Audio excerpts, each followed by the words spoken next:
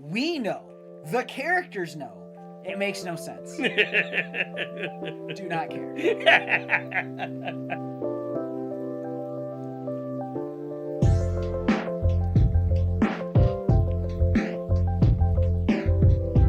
Hi, this is Randall here with No Market Media, and it's gonna be April, so you know what that means? It's time to once again do some guilty pleasure films.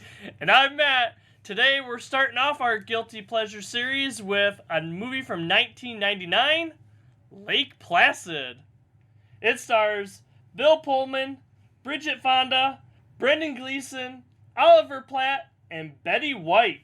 Directed by Steve Miner, who's also known for Friday the 13th, Parts 2 and 3, Halloween H2O, and for directing episodes of several popular TV shows, including The Wonder Years.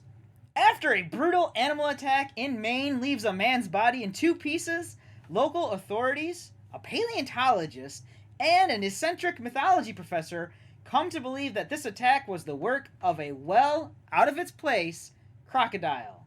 As the body count rises, they must come up with a plan to either capture or eliminate the croc. Had about a $35 million budget and made almost $57 million at the box office.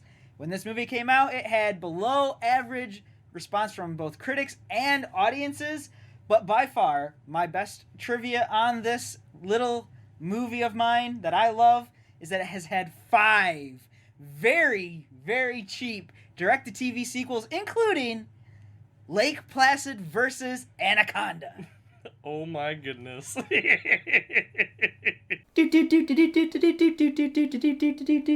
Alright, as you guys may have already figured out by now, this is my guilty pleasure film to kick off this year, and I always have a lot of fun when I watch Lake Placid. I don't know exactly... No, that's not true. I know exactly what I do, but I'm going to get into it later.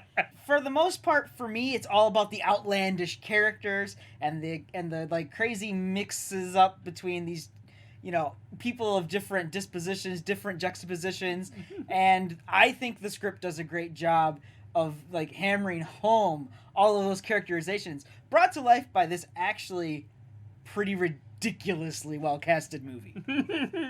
It's interesting. I'm hearing a lot of the stuff you're saying, and I'm like, wow, you know, there's little things I agree with and stuff too. Generally, I enjoy this movie. It's fun to watch. It's funny movie to watch and stuff too. There are some story elements and stuff that I am not big on and detract a little bit, but they're not deal breakers for me. It doesn't like completely take me out of the movie and stuff too. And I think this movie is pretty self-aware of a lot of things, which helps. I think it's more self-aware than the people at the time really let it.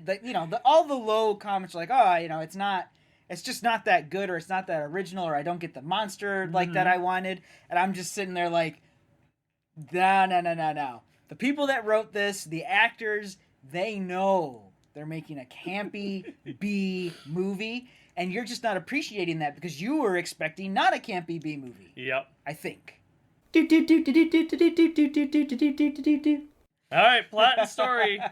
Which, to me, I mean, I think this plot and story is a little bit weird because it's the circumstances or how our characters, I guess, get into the story or whatever. But, you know, basically, you know, paleontologists, like you were saying, the premise, they're sent out to Maine to look at this tooth that is pulled from a body of a person that was bitten in half. Yeah. Why? I mean, even the movie says it doesn't make sense. Even the movie says, like, oh, you know, it's because my coworker and my old boss, who I was in a relationship, you know, they're just, you know, uncomfortable because we just broke up and, you know, affair and all that. It's like, it's ridiculous. But that's what I like about it. So, without going into more about the movie, but just focus on that part alone, she thinks it's ridiculous at the beginning. Like, you want me to go to Maine to look at a tooth? There's no reason for me to be sent there. This would never happen. And then the movie keeps reiterating that, especially with Bill Pullman's character. Like, no, it doesn't make sense. They sent you out here to examine a tooth, and what are you doing out here on the lake? So parts and elements of the story that I like about this is the fact that, yeah, they're self-aware. Like, anything that's like, that makes no sense. Well, the movie's quick to point out, or at least other characters in the movie are quick to point out, like, yeah, that doesn't make sense. It's the movie saying, listen, We know. The characters know. It makes no sense. Do not care. Don't care about it, you know? Mhm. And that's my point about the story. Listen, I understand that this, like you said, this is what gets all of our misfit characters in one spot. Mhm. And that's fine, because later, in a little bit, we're going to talk about characters. And that's the golden nugget of this movie, in my personal opinion. Mhm. I think it is about the characters. The story, it's not plot driven. It's just enough to get all of these people that are necessary to tell the story in one location. That's it. Yeah. That's the whole reason for the plot. Betty White's character notwithstanding, I guess. Of course, what a lot of people came to see is, the story of, what is up with this crocodile monster or whatever, eating people or whatever, is this going to be like a Jaws movie kind of thing? Oh, man. A couple of Jaws homages here, just enough. Is it going to be the next Jaws? No. Nope. But again, too, I don't know that this movie is really trying to be the next Jaws. No, like we've already said, the plot of the story isn't strong enough to really be like a Jaws type story, even though Jaws is very character driven. Mm-hmm. This is like, no, we are on the nose. We know the kind of movie we were making. Yep. The bread and butter of this film is the characters and their interactions. I love the verbal sparring, the back and forth, the way the script is written for them to keep on insulting each other. They all get their own things in. Like Bill Pullman at one point is telling Bridget Fonda's character, you really don't need to let people know you're from New York because it's so obvious that you're just a rude New Yorker. And obviously Betty White, this is almost a movie that's credited with like revitalizing her career in the late 90s after the Golden Girls is done. Betty White's foul mouth character, which is on full display. If I had a dick, this is where I'd tell you to suck it. I'm not gonna lie to you. For me, as a person who loves this movie, it's all about Gleason and Platt's characters. I love those two. They are so different from one another, but so much like they almost become friends of sorts by the end, where it's just, friends through attrition. Mm-hmm. Their takes at one another where, he sets a trap and he catches Brendan Gleason's character in it, and he's like, Do you promise that you won't attempt to injure me? I have no interest in ever looking at you, Hector. Okay. like it's played straight enough between them, but at the same time, obviously they're telling jokes to one another. Mm-hmm. They're the characters that just really I love throughout the entire thing. I agree. I think the characters are the bright spot of this movie. Now, I'm not a big fan of all the characters. I'm not a huge fan of Kelly in this movie, and it's for certain parts or whatever where it's like, well, she's got to say something or she's got to explain something. Those are the parts where I'm just like taken out of the movie. But like the banter, the stuff between the characters, I think it's good. But even like some of the stuff that like kind of like makes me like, scratch my head, especially when we first get, like Platt's character and like Kelly sees the helicopter coming in and she's like, This is who I think it is. It is. Oh. Hector Sear. He's this rich kook mythology professor. the whole, for me, those things is just kind of like, what in the world are? But yes, I agree. The characters are really good. The casting, I think, was excellent for this movie. And yeah, Betty White, she's the showstopper. She's absolutely amazing in this movie. Betty White's good. I don't want to take anything away from her really good performance and being like this, not necessarily malicious, but she's not really gonna comply kind of character that she's got going on. But I will not apologize. Brendan Gleeson and Oliver Platt in this, they are the showstoppers. They really are. If you go back and you watch this, watch their characterizations, they're both pretty good actors, especially Brendan Gleeson. But like, just watch them. The way they carry themselves is so right for the characters they're playing, Well, I think a lot of thing is the story is written for them to have a little bit of that friction and stuff too. Yeah. And that just adds, for good, entertaining spots on film. So, Sheriff, Sheriff, you got to fire your big gun finally. Was it fun? Overrated. All right, to me, this isn't just a monster movie. This is a monster comedy movie. And the humor on this is on purpose, and it's not just like cheesy, like, oh, I'm laughing at this because it's like bad, so it's funny. No, I mean, it's written directly into the dialogue and stuff, the situation, everything put in, especially like Betty White's character and stuff too, like you are alluded to in characters. You get this sweet, little old lady at first, serving us cookies, and then she comes up with some story about, killing her husband with a shovel. Put him out of his misery. Put him out of his misery, all to hide the fact that a crocodile ate her husband, and she's trying to protect the crocodile. And she didn't want to tell them about the second crocodile because she was afraid that you were going to blow its head off.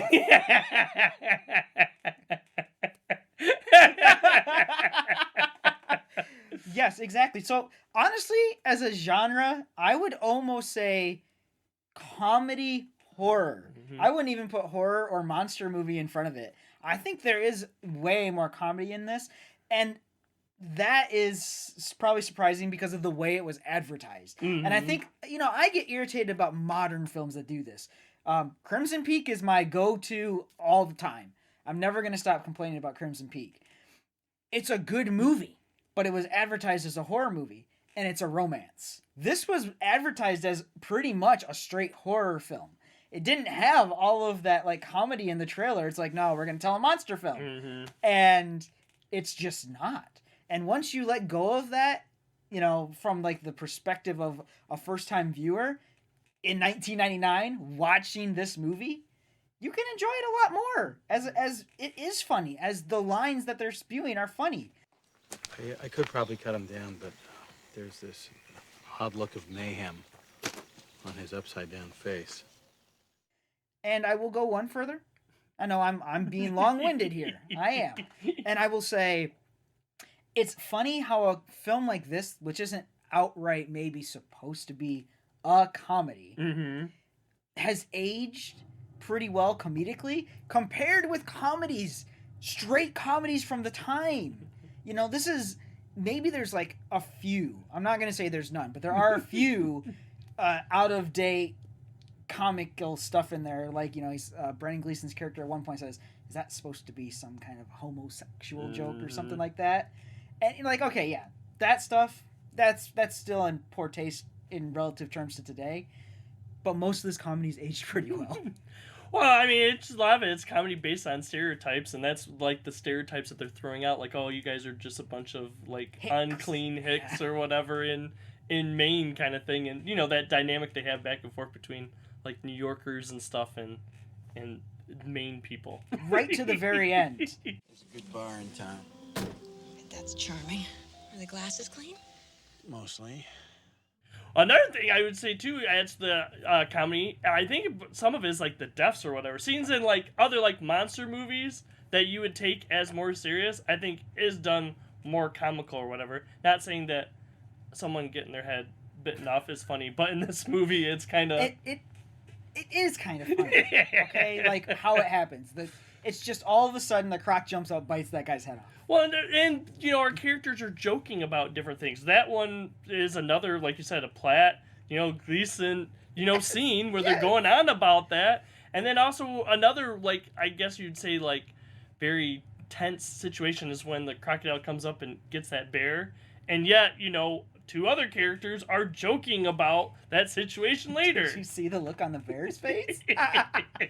Okay, now from the horror perspective, and why I think it's comedy first, horror second, Mm-hmm. there are just a couple of slightly tense moments. Now, you don't really think that the main characters are ever really that much in danger, but you get like the small homage to Jaws, Mm-hmm. and you get the like with Bridget Fonda's character being in the water and then them having to come get her with the boat, Mm-hmm. which happens right before the deputy's head, and then there's the scene with Oliver Platt where he's in the water with the croc and he's like, suddenly I'm feeling a little foolish, Looking face to face. looking at face to face with this 30-foot crocodile. And like some of those scenes they're effectively tension, but not overly tension. Yeah. They're not gonna mess with the flow of the movie. Mm-hmm. Comedy first, horror monster second. I mean, if they were going to take him out, they would have done it quickly as opposed to having him, waiting in the water, staring at the crocodile for a while. He didn't eat you because he just ate a cow.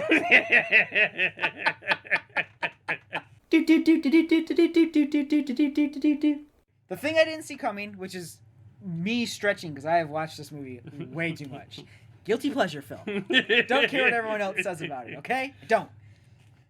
1999, the same year Star Wars comes out. Mm-hmm. Phantom Menace. For a very meager, low-budget film, the CGI's aged pretty well. Mm-hmm. Now, admittedly, it's still fake. It's still obvious. Like, oh yeah, you can tell when that bear goes from being a real bear to a CGI bear. You can tell when the crocodile's doing croc stuff versus when it's, by the way, a Stan Winston prop. Yep. Yep. I don't know who the Stan Winston guy is, but he shows up in movies all the time. That we talk about. Yeah, he just randomly shows up in all of these movies. You can tell when it switches between Stan Winston and CGI. Mm-hmm. But this movie was like $30-some million, and a lot of that goes to the cast. Mm-hmm. With what they were given, like budget-wise, the CGI's aged pretty well. It's kind of interesting. Like, you watch that now, I feel like, not to hit on like Sci-Fi Channel again. That's just the analogy I keep coming up with. But that's what like nowadays a Sci-Fi Channel movie would look like. But in 1999, that was pretty good and stuff. What I didn't see coming. I have not watched this movie as much as you because it's not my guilty pleasure film. It's a movie that I watched a while ago and stuff when it came out. How many memorable scenes there are in this movie. Like, as I was watching it, more and more was just coming up like, oh yeah, I remember this. Oh yeah, I remember this. So it's another thing. That's one of those things, that we like about certain movies. If it has got memorable moments that keep you going, and that's what this one definitely does. Oh, that's a really good point. Some movies they're not necessarily good, but you remember them. Yes. Yep. Lake Placid, I guess I'll put it in that category, and that's kind of what makes a guilty pleasure film for lots of people. It is memorable, even if it's not a great film. Like, fine, it's a B monster comedy, horror-ish movie thing conglomeration with some really good character moments. Like, fine, who cares? It's memorable. It has memorable scenes. And it's not memorable because it's so bad that it's just bad that you remember it. It's not that kind of memorable. Yeah, it's not Trolls 2. Alright, so I think the biggest takeaway for me about this is it's a fun movie to watch. A funny movie to watch. I'm pretty sure, I don't know, granted, I'm not sure exactly when the first time I watched this movie. It was either watching it at your place or my dad probably rented this movie. This is definitely a movie my dad would have rented and had. Yeah. So, might not have been the first time I watched it, but I definitely know that my dad rented this movie and I watched it sometime here. But yeah, it's enjoyable. There are some story elements to me that kind of like watch it now. I'm just like, kind of thing. But it doesn't take me out of the film. There's more to enjoy than to not like in this movie. Obviously, I'm not going to change my mind overnight about a movie that's one of my guilty pleasures. Yeah, this is a fun movie to watch for me. I think it's important that you understand that the people making it knew they were making a campy B monster movie. I don't think that it was advertised as such. I think it was advertised more as a straight, more serious monster movie and nowhere near as much comedy as is actually in it, which is fine. So you go into it, give it another look, and see whether or not you're just like, no, this is not for me, but you're not going to change my mind. I still love it. Well, we want to know what you guys think about Lake Placid. Is it one of your guilty pleasure movies? What are your guilty pleasure movies? We want to know in the comments below. Also, be sure to check out some of our other reviews. We have other flashback movie reviews, new movie reviews, we take a look at TV shows, and we have deeper dive discussions. Also, make sure to go check us out over on Facebook if you haven't already. We post there the day before what's coming out next on YouTube. We also post some things from our other fandoms from time to time. But if you don't have Facebook, that is no problem. Just go check out our page. We're posting right now on a schedule every Monday and Thursday. For now, I'm Randall with No Market Media. I'll see everyone next time. And I'm Matt. Have a good day, everyone. Next time on No Market Media.